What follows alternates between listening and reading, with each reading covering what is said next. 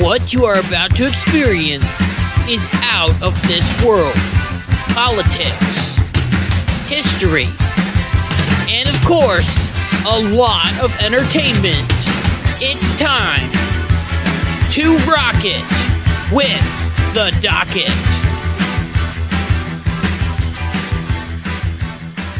Hey, what's going on, everybody? It's Kyle Dockery with the Dockery Docket. We are here with another exciting episode of the Dockery Docket. I'm excited to be here, and I hope that you are excited to be here as well. So right now, there's a story that the media wants you to believe. An innocent man was just driving down the road when all of a sudden ICE agents attacked his car and arrested him. These ICE agents didn't just arrest this man, they literally kidnapped him. And instead of giving him a court date, he was sent straight to El Salvador to a terrible prison, which some are calling a concentration camp, leaving behind a grieving wife and a grieving son. And all of this happened even though this man was a legal citizen of the United States of America. This story right here proves that if you are Latino or Latina, then you are going to just get stopped in the middle of the street and deported straight to El Salvador. You have no choice at all. And even if you are a legal citizen of the United States, you have to live in danger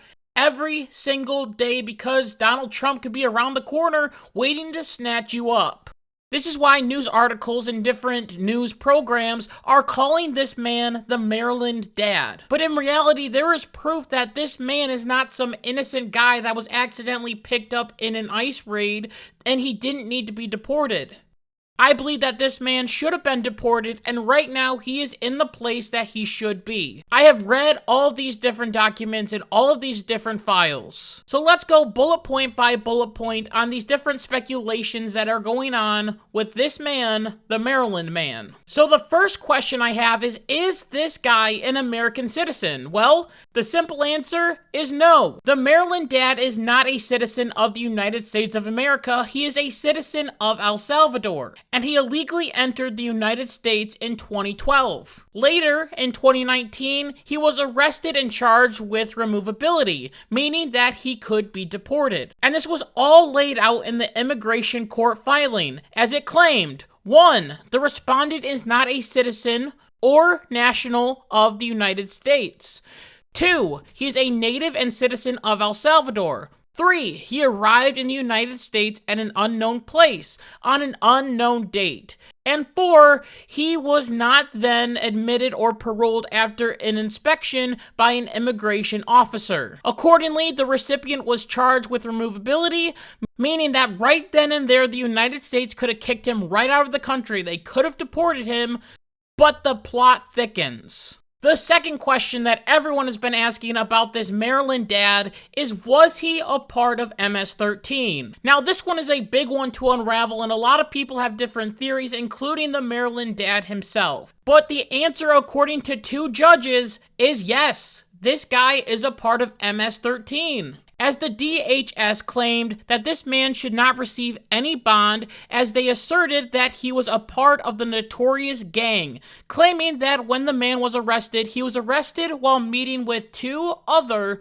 MS-13 gang members. And these different gang members confirmed that he was a part of MS-13. Pretty good evidence there. This goes hand in hand with the documentation that was compiled by the Prince George's Police Department. This goes hand in hand with the documents that was compiled by the Prince George's County Police Department, as they verified his gang affiliation with a confident informant, advising that he was a documented member of MS-13, proving his alleged gang name and his rank within the gang. Now, this led the judge in the case to claim, after considering the information provided by both parties, the court concluded that no bond was appropriate in this matter.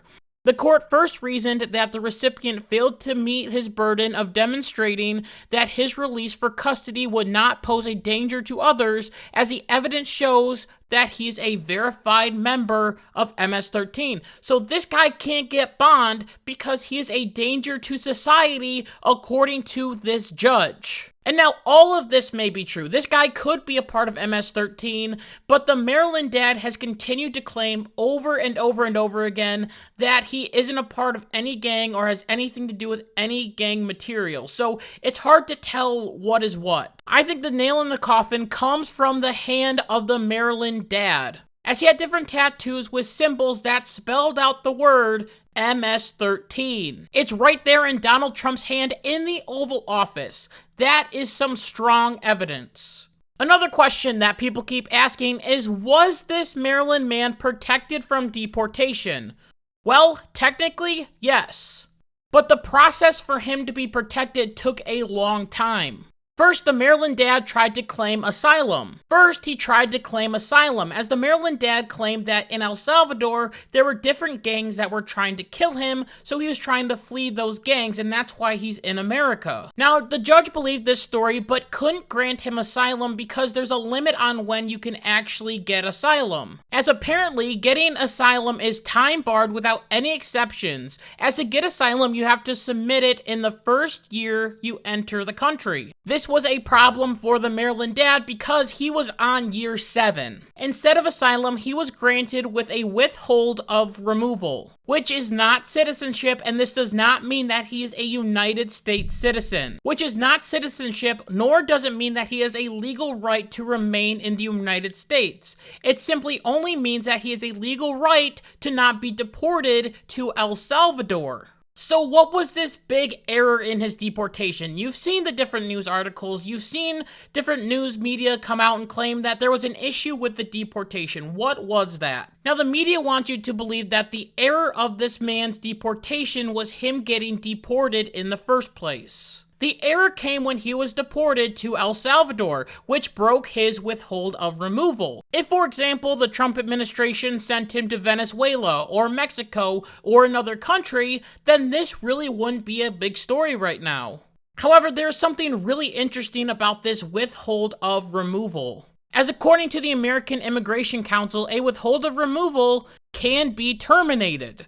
As according to the American Immigration Council, a withhold of removal can be terminated if conditions improve in a person's home country. The government can revoke withholding of removal and again seek the person's deportation. And this can occur even years after a person is granted protection. Well, luckily for the Maryland dad, the president of El Salvador basically declared martial law and got rid of all of these different gangs. Even though it was a very controversial move by this president, it helped drive violence to historic lows and has crippled all gang activity in the country. Meaning that for right now, there is no reason that the Maryland dad could go back to his country because he was scared of these different gangs. Well, those gangs are now gone. This meant that he could be deported to El Salvador, so he got to go back home. So what about this Supreme Court case, the 9-0 Supreme Court case?